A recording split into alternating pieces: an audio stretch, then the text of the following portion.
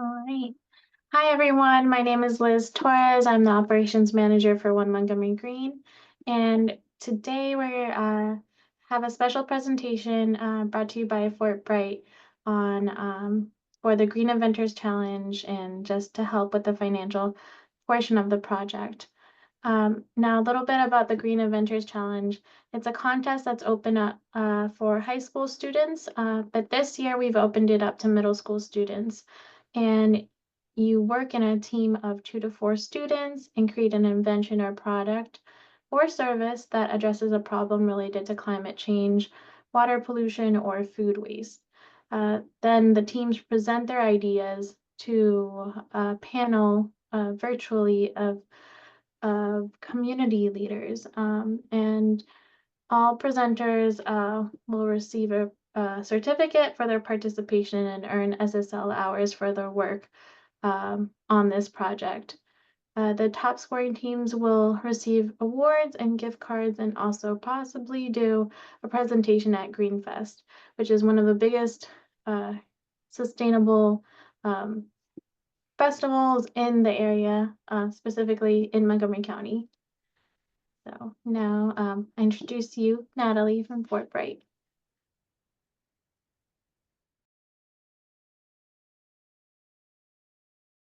You're muted, Natalie. Okay, there you go. Liz, thank you for that introduction, and One Montgomery Green, thank you for having me here today. My name is Natalie Chapman, and I'm the Director of Community Impact at Forbright Bank. And so in this role, I have the great privilege of leading the ways we support our communities. And one of those is by partnering alongside amazing nonprofits like One Montgomery Green. And so I am excited today to be able to facilitate a session on determining your finances so that your business can not just be sustainable in terms of thinking about the planet, but also making sure that it has a longevity so that you can continue to provide your product or service for a long time to come. I'm going to share my screen.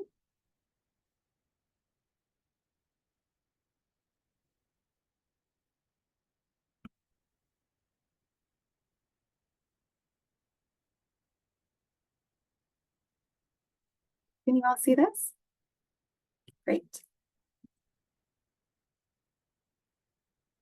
So we'll start with the basics of determining your finances, and then we'll review. I know you all will be watching this from home or wherever you are in the community, and so I'll have some exercises that you can take on with a mock business, but also thinking about your own.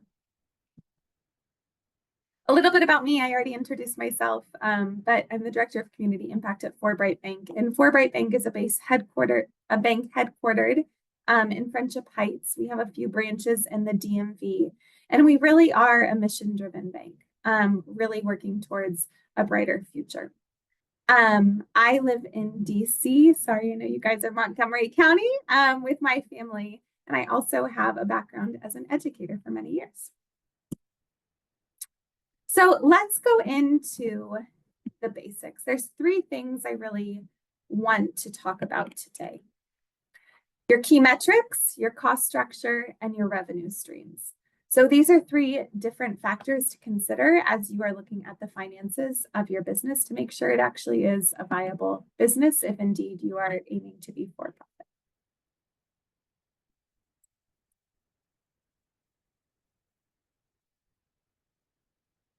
So first of all, thinking about the cost structure. So these are the costs that are associated with running a business and marketing your product. There are 2 types of cost: fixed and variable. These could come in a variety of types. So you could think about your market research while you're actually developing your business, the technology you're going to have, your staff cost, whether it's you or more employees, and more. So when we have a fixed cost, this is important because it is a business constant. So it's something that is going to happen, whether it's every month or every year. And if a business cannot afford to pay their fixed cost, they either have to raise their prices or cut down on their variable cost in order to break even or make an increased profit. Examples of these could be your office rent. If you have an office space, that's going to be a fixed cost every single month, for example. Maybe your equipment, right? So if this is something that you, maybe you have a lease on your equipment as you're getting started and it's a monthly lease that is going to be fixed. It's the same every single month. The second type of cost is a variable cost, and this is a cost that actually varies based on the quantity of goods or services produced. So, for example, at Forbright Bank, last year we launched a digital high yield savings account that is available nationally. And as demand for that grew and as customer base grew, we needed to increase our customer support so that we could make sure that we could meet the needs of that growing customer base. And that is true often across businesses. As you grow, you might have variable cost, whether it's around ways you need to support your customers, product development. So if you're in the R&D phase, you probably have a lot more cost associated with developing that product. Whereas when it's actually established and evergreen, you might have less cost associated with developing your product. Your raw materials and delivery cost. So as you produce more, your variable cost is going to increase, right? So let's say you have a tangible product. Maybe you are creating a kind of a sustainable food product. As you have an increased demand, you're going to need, for example, let's say it's cookies, more chocolate chips. So that variable cost is going to increase. Same with your delivery cost. That is probably going to go up as you sell more goods, as well as packaging supplies. So these can change on a day-to-day, month-to-month, year-to-year basis based on where your business is and also fluctuating prices, for example.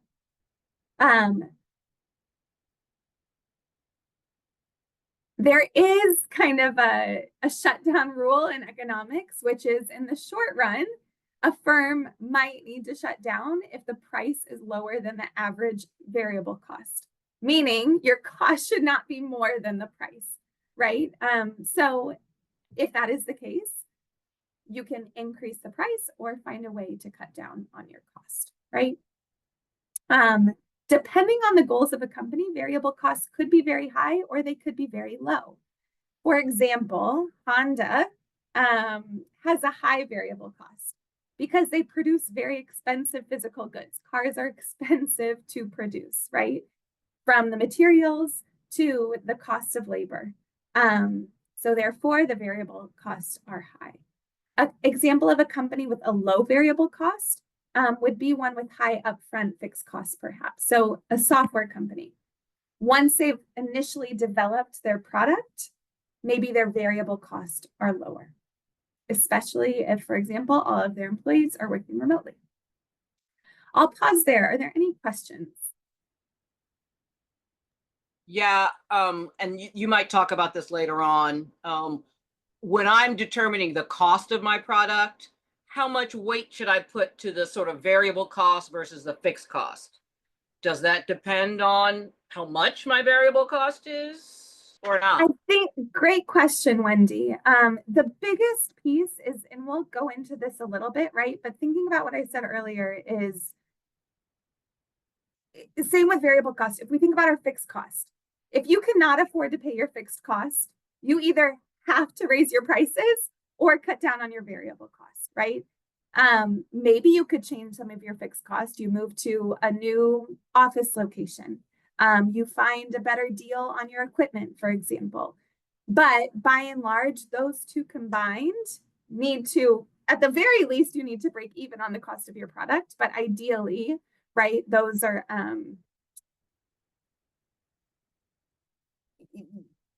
your revenue, which we'll go into a minute. You want to at the very minimum, be able to pay your fixed and variable cost. And then hopefully you have some cushion after.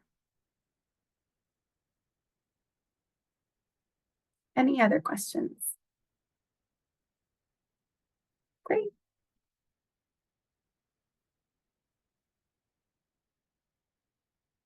So we've covered cost. Now let's look at different revenue streams. How do you plan to make money? You can make money while helping create a brighter future, right? There is a way to do that. And so thinking about your revenue streams, there's many revenue streams, but it's where is your money going to come from? Is it through selling goods? Is it through providing a service? Some of you might have been doing this for years. If you've been babysitting or mowing lawns, right? You don't have necessarily a physical product, but you have a service, which is a revenue stream for you. And you also have to think about how are you, like we just talked about, going to price your products or your services, right? Your pricing model is a really important piece of what you're offering. And it's something you do have to research and test. How much are people willing to pay and what's the minimum that you can charge to meet your goals? Or what's maybe a reach where you can charge that to meet your goals as well? Some companies have one revenue stream and some have multiple. It is probably much more common for a business to have a single revenue stream, especially thinking about the businesses that you are creating right now in the beginning phases of a startup. A single revenue stream is probably more common. But ideally, as you go on, you have multiple revenue streams because it increases your profits and it also distributes your risk. So if one revenue stream falls, then there are other revenue streams that you can derive revenue from. And these are examples of different revenue streams. So, you might be making a physical product, right? And you sell that. But think about these other ones where you actually are probably contributing to someone's revenue stream on a daily, monthly basis. Subscriptions, right? Are you subscribed to Spotify ad-free? That is a revenue stream for them. Licensing, is there a way that you can license out your product or your intel? Product sales, which we've touched on. Services and consulting. Do you have an expertise that could be a piece of your revenue stream? Some of you are really brilliant as when it comes to environmental chemistry, for example, and maybe your product has stemmed out of that brilliance, but you could also provide consulting as an additional stream of revenue. Ads, if you have a digital product, for example, or actually a physical product. Is there a way to incorporate a revenue stream of advertising, that pay-per-click, or someone provides a sponsorship to have their logo on your product or your service? If you have an office space, are you using it all? Is there a way to lease out part of it? Or maybe you're there Monday through Friday during the day and you can lease it out at night for events. You can get creative with these different streams. Brokerage fees could be another one. So it's really about thinking, what is your revenue stream? Of course, you absolutely want to think about your price of your product and service if that's what you are doing, but also is there a way to make additional revenue?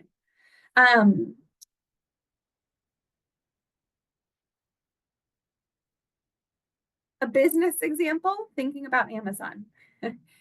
Started out, what was their single revenue stream? Anyone know? I think it was books. Yes. And now look at them. That is such a small piece of what they do. They have e-commerce sale. They have the Prime subscription, music, Prime Video. They're getting into real estate. They have health that they're getting into, Audible memberships, Fresh Web Service. The list goes on. That's obviously a huge example, but we could also think about it on a smaller scale. So let's say someone has 2 cars. They found themselves in a situation of they have 2 cars right now. A revenue stream 1 could be selling it, right? They could sell 1 car. What could they do with the remaining car? Sure, they could just drive it, but there's also other ways they could have revenue through that second car. They could rent it out. They could use it for Uber, right? They could sell ad space on their car, looking at Finmark, for example. So that would be multiple streams of revenue for 1 car while holding it as an asset. So there are ways to get creative about that. Any questions there?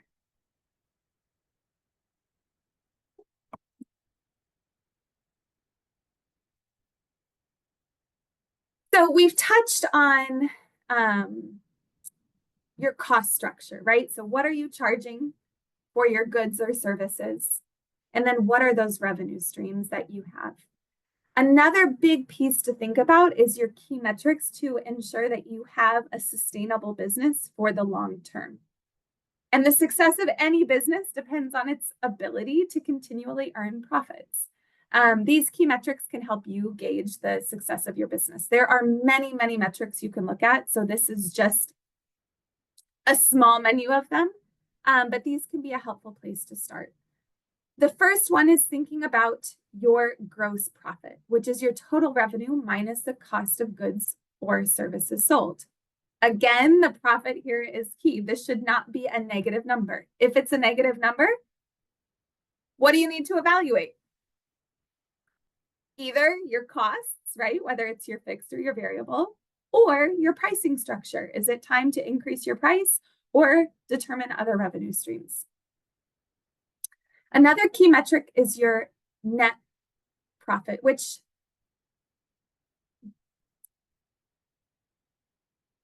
pretty similar. A difference here is the total cost. So this isn't just the cost of your goods and services sold. This is inclusive of thinking about all of your cost, right? So your rent, your phone bills, like what is our total net profit as an organization once we look at our total revenue and all of our cost. You can also look at your profit margin. This is another, again, you want to make sure that this is positive, not negative. And you can play around with that based on your profit, the price of goods sold, and your expenses. Something to also consider as a key metric, your customer loyalty and retention. Are your customers coming back?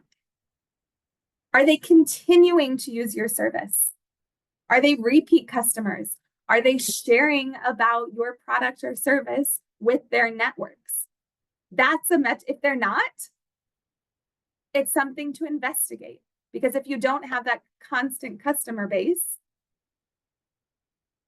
it's hard to be a viable business in the long term, because you're going to have to spend a lot on continuing to get new customers. Another key metric to look at is your revenue growth year to year. So let's look, in the beginning, a startup, your revenue might be less. As you're putting money into research and development, you're just getting the word out. But as you look across year to year, is your revenue maintaining? Is it growing? Or is it actually decreasing? And if so, really investigating the why behind that. For business investors, profit is key. If that is something that you are eventually interested in, they are going to want to make sure that you have strong metrics. And the moment where your total income as a business is greater than your total business cost is when it is considered profitable. Any questions there?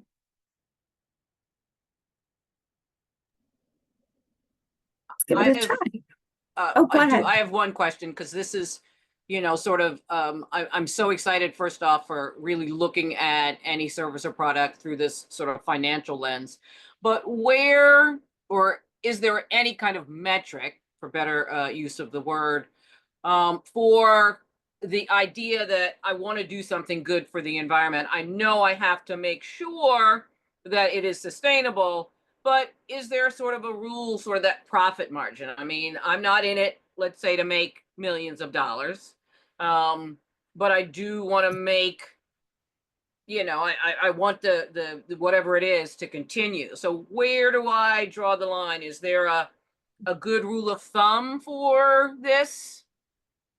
If you don't have investors, right, you have to be able to answer that question for yourself. I would say, right, this is Natalie speaking, not Forbright Bank speaking, but you have to be able to answer that question for yourself to say, what is that profit margin that I personally am comfortable with to pay my bills, to have a, if it's to have a roof over your head, for example, or if this is just a side stream of cash right now. You have to be able to answer that question for yourself.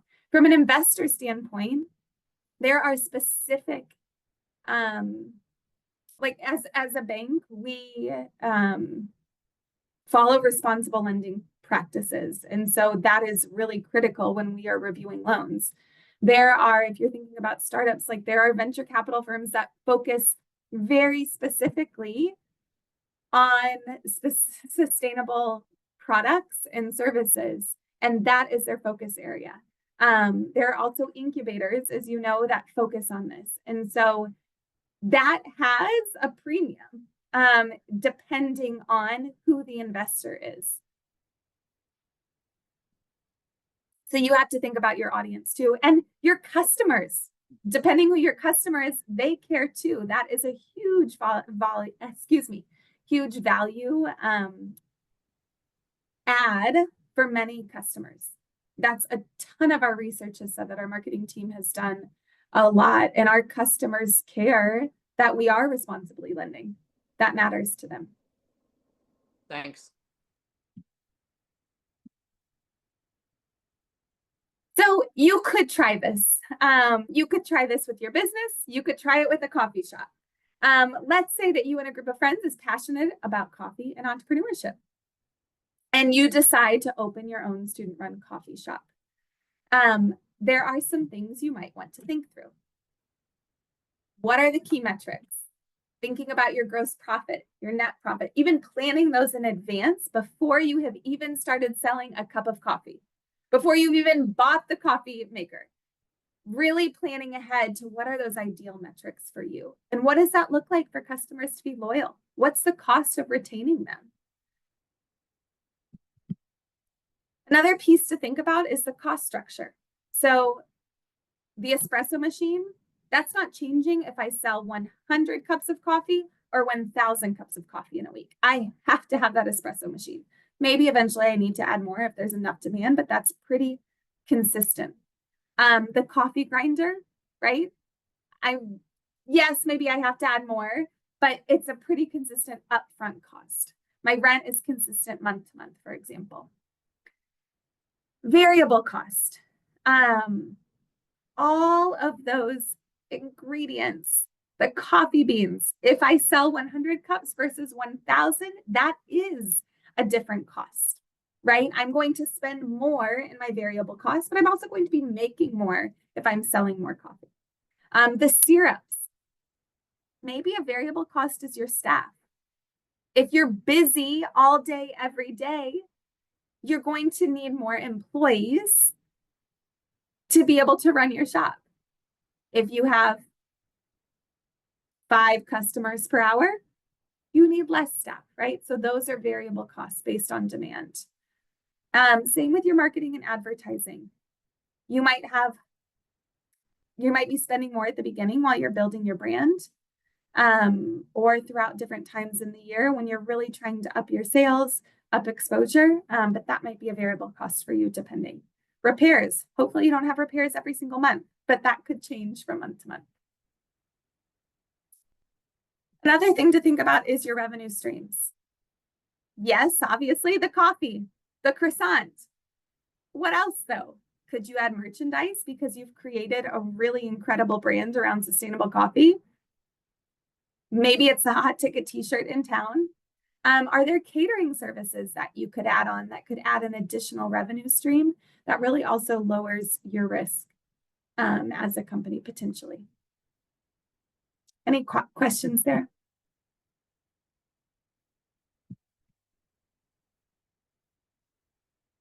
So just to wrap it up,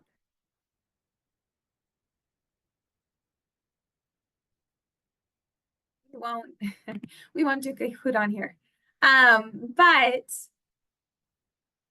really looking at the financials of your business even before you start and mapping those out, planning your goals around your financials is going to be really critical. You are coming up with brilliant ideas that I hope can be sustainable for the long term. And so really digging into those costs, really digging into what are your revenue streams are things that I hope you consider as you are working through these businesses. Thank you for your time. I'll open it up if there are any final questions. First, let me say thank you, Natalie. That's awesome.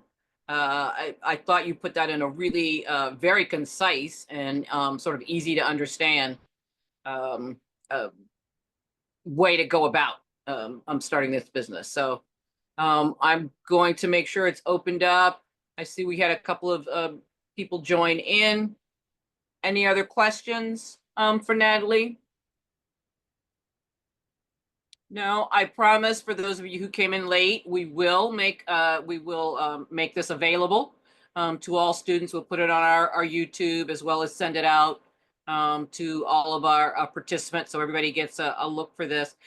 Do you have a worksheet, Natalie, that we can use, that they can utilize? I could share some resources for sure. That would be awesome. We'd love that because I think that helps as well. But really, I appreciate you putting it into what I think is a much more straightforward idea. I think one of the things and why we're so happy to have you partner with us on this is that, and I continue to say that, is that, you know, those of us who run a nonprofit or doing things for the good of all fail sometimes to think about the bottom line, fail to think about how to make what we're doing not necessarily profitable but sustainable, to make sure that we're here later on. So I do appreciate that, Wendy, and I would echo that. Again, this is Natalie speaking, but it's not from a greedy perspective, right? But really thinking about how can I make a career and a living out of what I'm doing potentially, and if I'm scaling it, how can I really think about what is going to make it viable to scale it to have an even greater impact? So that's really at the heart of this.